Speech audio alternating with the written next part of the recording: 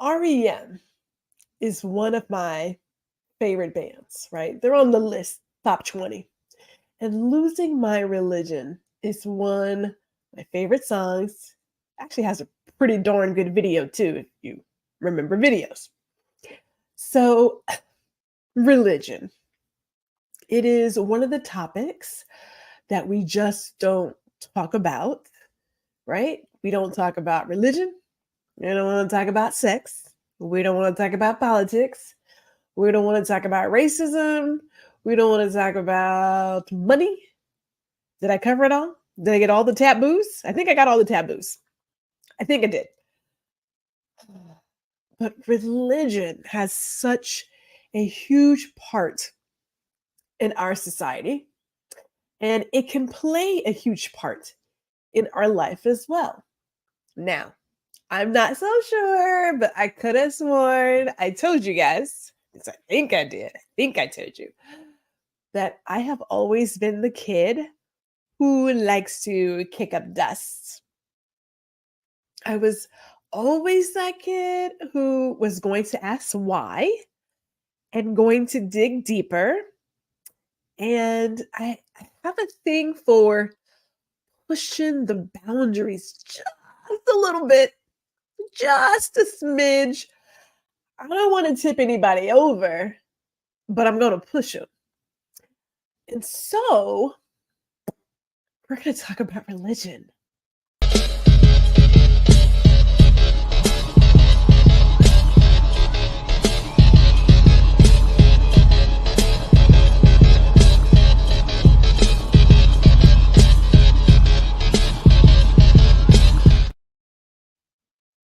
Hello and welcome to Ladies Listen Up.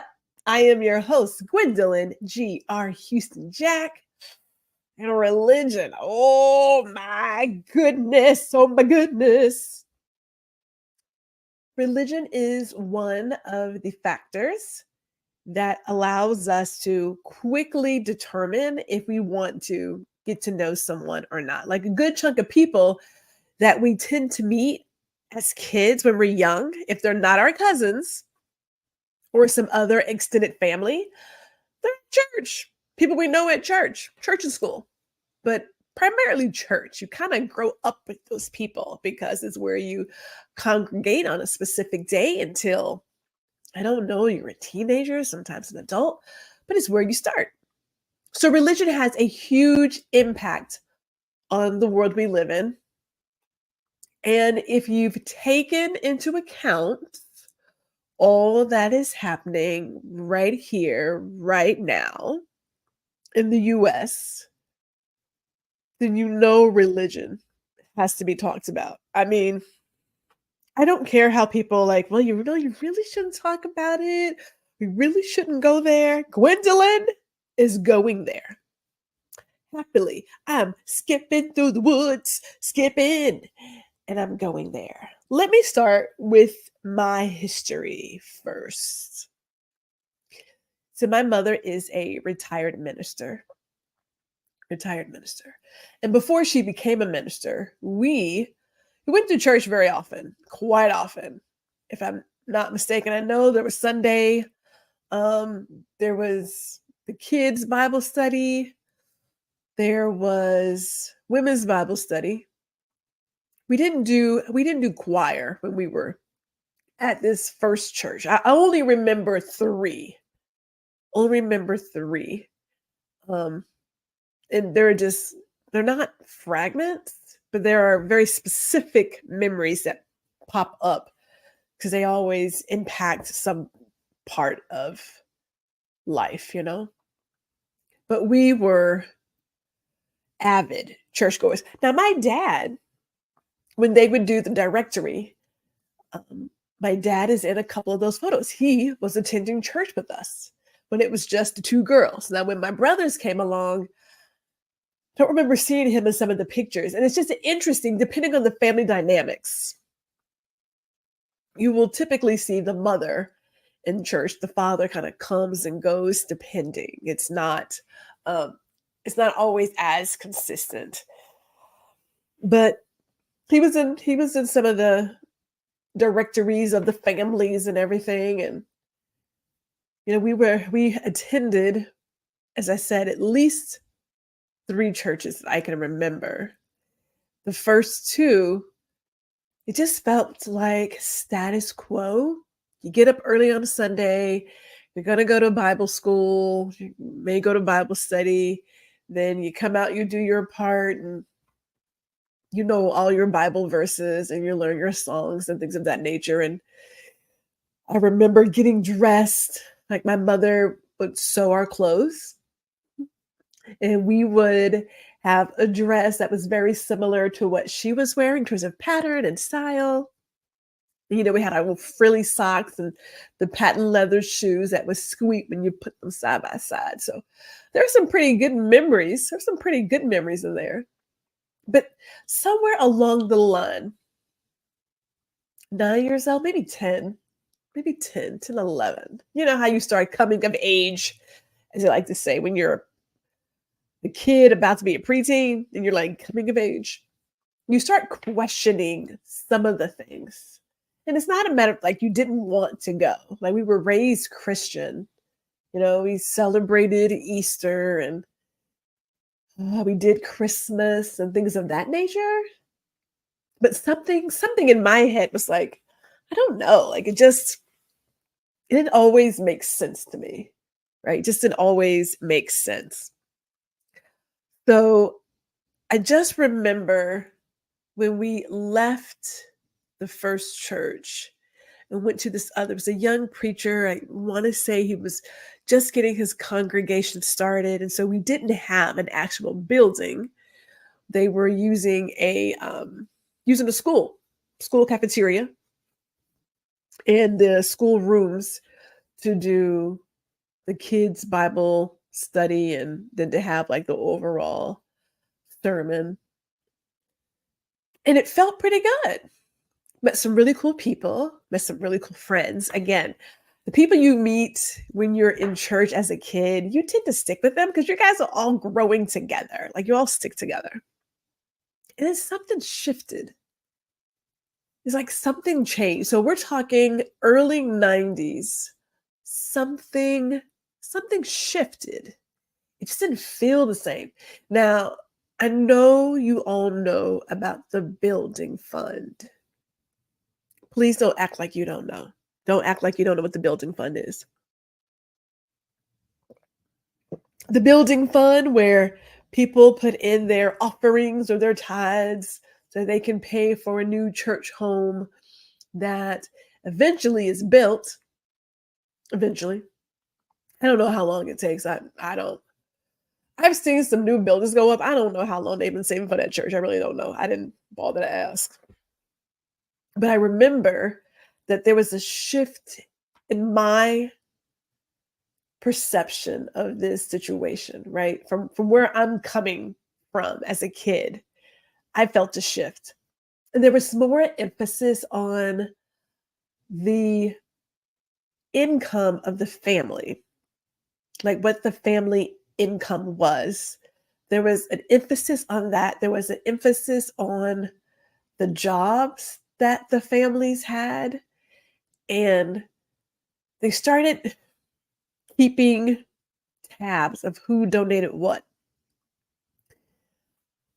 And like I said, it's some things get fuzzy because you know how they had like the program, and I didn't save those programs, but they had like a little ledger, if you will. It just kind of said who donated what, and they would call out certain families and things like that. So you just, yeah. But I can't get past how the church shifted, how the congregation shifted. And it just felt a little different. Now, my mother has always had Bible study at our house. Like I said, it was kid Bible study, there was women's Bible study, there was some Bible study, and we were studying some Bibles. We were studying.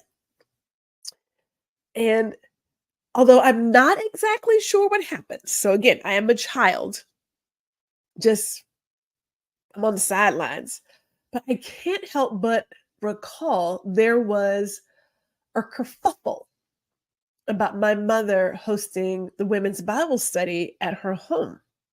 And I didn't understand it. I didn't get it. There was also a kerfuffle about my mother even preaching because she's a woman. And according to the men of that church, women weren't called to teach. Now, depending on where you stand with that, there are some people who don't believe it, that women have the I don't know, blessing to teach. Well, I'm a woman. And just because you're a woman doesn't mean that you do or don't agree with that. I don't agree with it. I think if the good Lord has touched you and you are given the gift to spread the word, then you go spread it. I don't really care what you look like. That's not, but that's when it started for me. When I started noticing some of these differences and shifts in just the way that we used to operate, it just felt funny for me. And it wasn't too much longer after that that we left that church. Mother did get ordained. She was ordained because she's always been teaching and what have you. And I remember her studying Judaism as well and looking to learn Hebrew and just watching her journey as a child. You are influenced by what your parents do. Now, we could have easily taken my dad's route and just watched football on Sunday. Could have been the case. But I got really interested in religion. So much so that when I attended college at FIT, no doubt, right? Here we are at the Fashion Institute. I took courses on religion and breaking down the history of these multiple religions that we have today. So I guess I was 14, 15. We got to a place where we were given the option to attend church or not. And there were sometimes we were just like, yeah, we're not going. It just felt different, right? It just didn't feel the same. This is also the same amount of time, again, the 90s, when all of hell broke loose in the church. And for me, it shook me. It shook me. And at this point, this is when I start to lose my religion.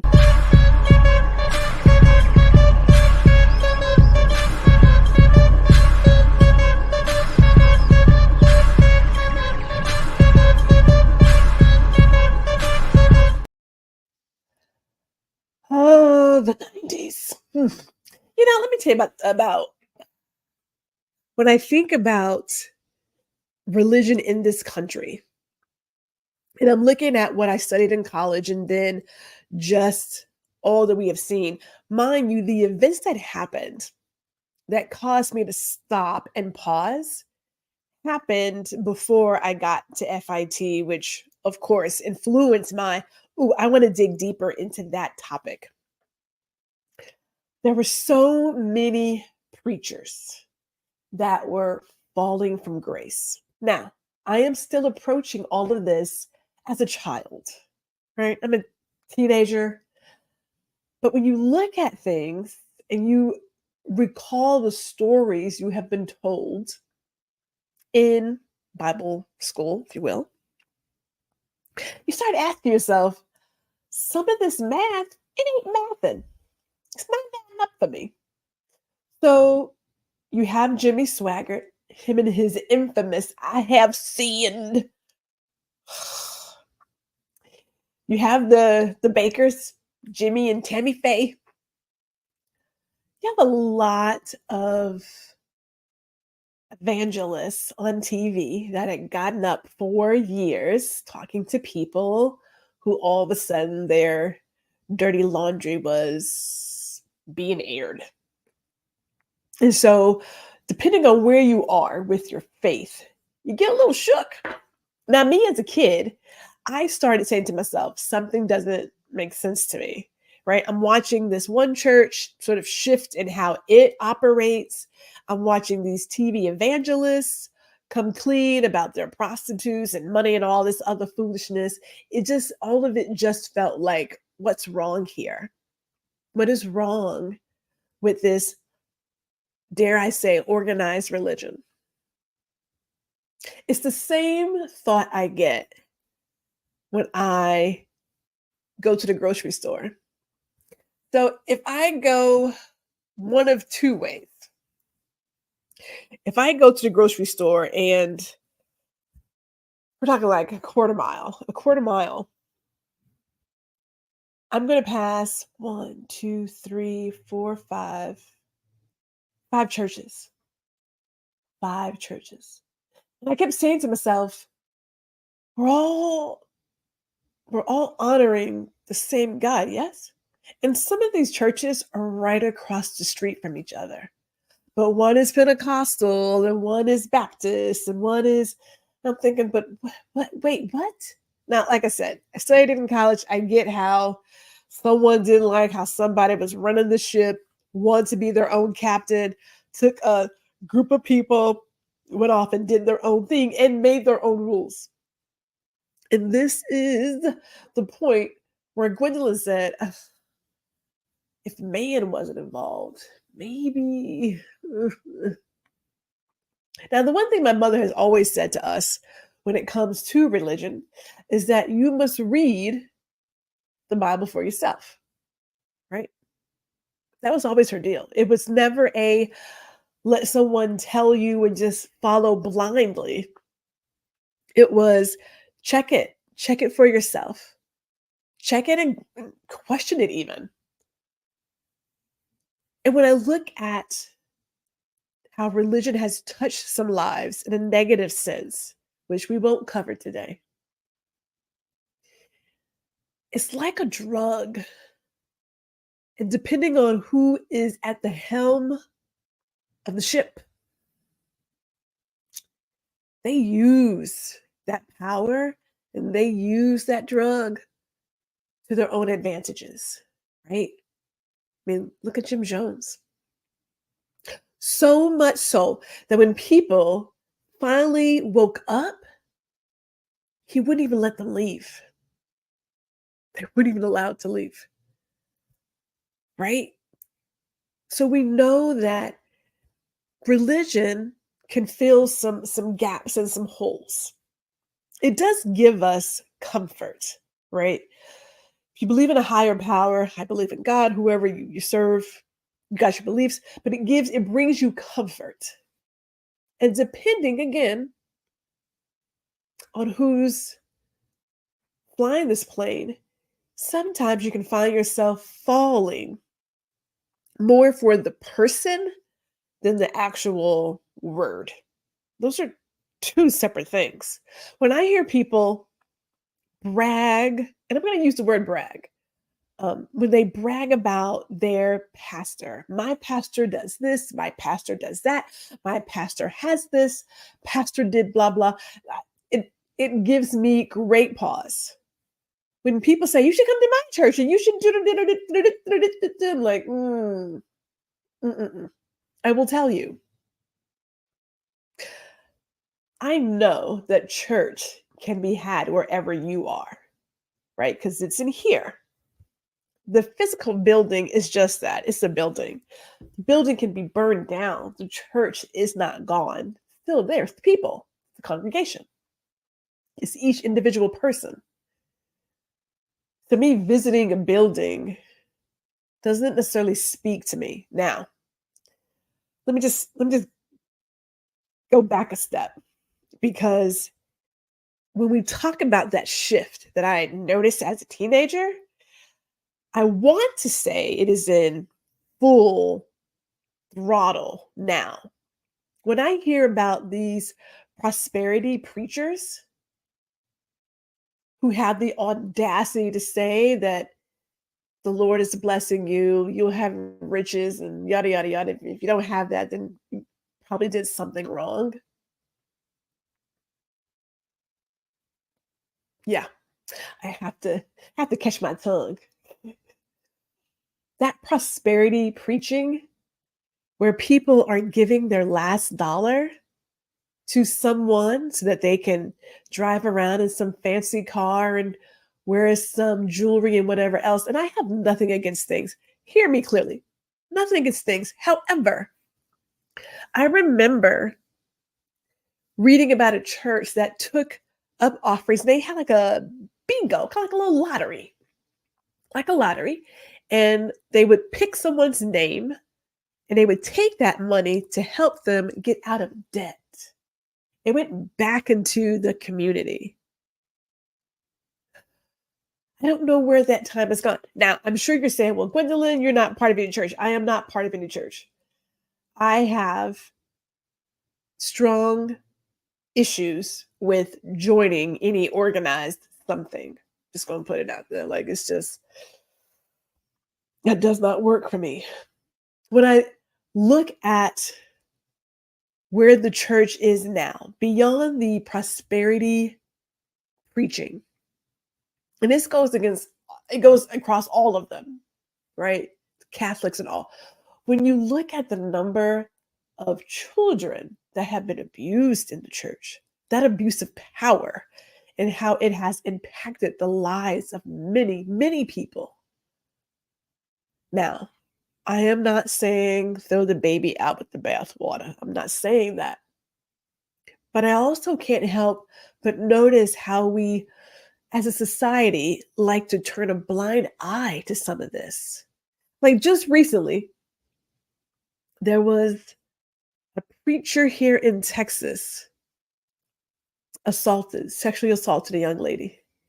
And the DA couldn't deal with him, that he would not have to be registered as a sexual offender. And I want to say he was given probation. So he is more than likely going to do it again to somebody else's child.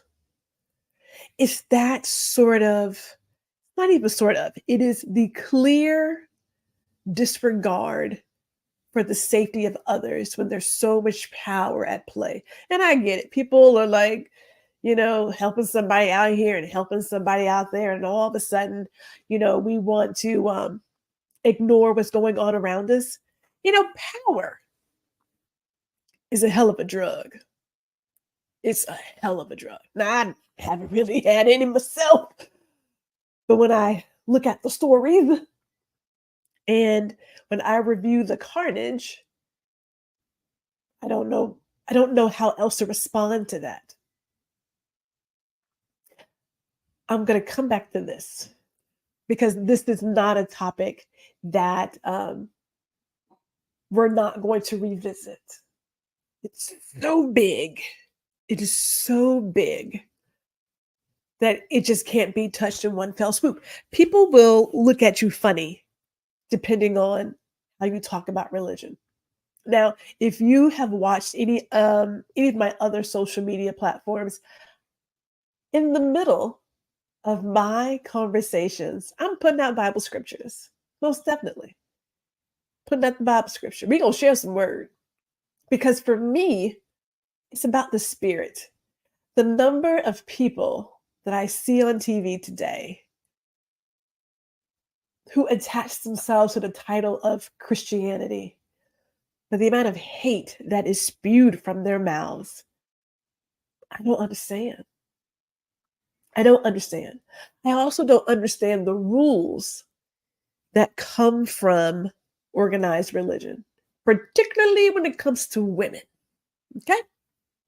No pants, no cards, no playing music, no short hair. It's just, some really, I don't even have the right word. I don't have any words to really discuss. And I know I've said it really twice because I'm just like so flabbergasted. I don't have any words to truly articulate what I'm thinking, what I'm feeling. I mean, it doesn't escape me that in some of these religions led by men, consumed with power that women become like property, clearly second class citizens, simply there to fulfill someone else's needs and bear some kids, and that's about it. But somewhere in there, they're going to get their ticket to heaven by doing XYZ. I mean, I just when I say this is one of those big balls of yarn that are all kind of tangled, and it's going to take some time to untangle it. I am not saying that if you belong to a church that you should leave your church. I'm not saying that at all. But I do believe there is a place to ask yourself, is this mine? A lot of us grew up a particular way. We were raised as Christian, my siblings and I, raised as Christians. And some of the things that I did as a kid, I don't do anymore. Like, I don't celebrate Easter. I don't. However, if I am in town, I will do a Passover Seder with my mother. Done that. I don't celebrate Christmas and kind of give gifts all year round. I even say happy holidays. Now, I like some holiday music and I'll watch the movies, but people are like, you don't have any trees and you don't have any and you don't. No, I don't do any of that. None of it.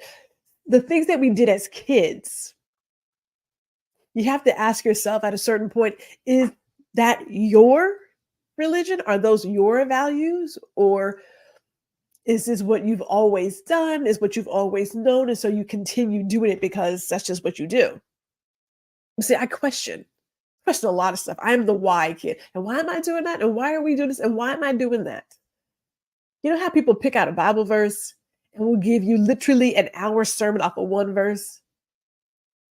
And I find myself, because every now and then I will visit because I've been invited. I'm like, fine, I will go. But when I'm sitting there and I'm listening to this person preach, give his sermon, and they're talking in circles, I get agitated. Because then I'm thinking, okay, I could have been somewhere. I could have, like, I'm sitting here and he's talking about absolutely nothing.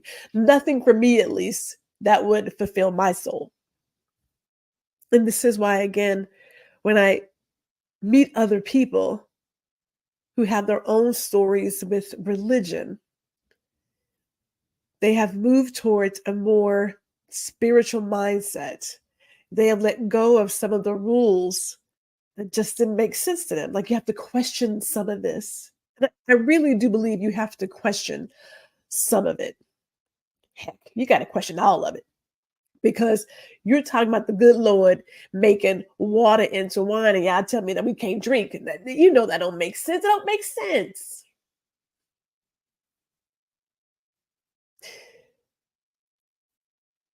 Religion's a touchy subject because it hits home and it forces us to look at ourselves and really consider what we are a part of. And is it the right thing to be a part of? I don't know.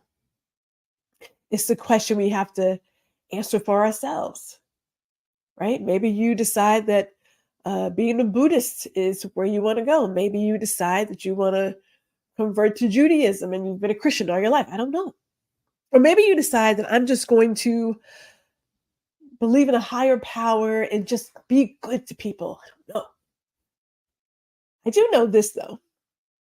The stronghold that religion has right now in our country, concerning. It's very concerning that you either agree with us or you are against us. When things like that start popping up, my spidey sense kicks in. So I'm going to leave you with this. As you think about your history of religion and look at your own spirituality, as I always say, give yourself the space and grace to grow and learn.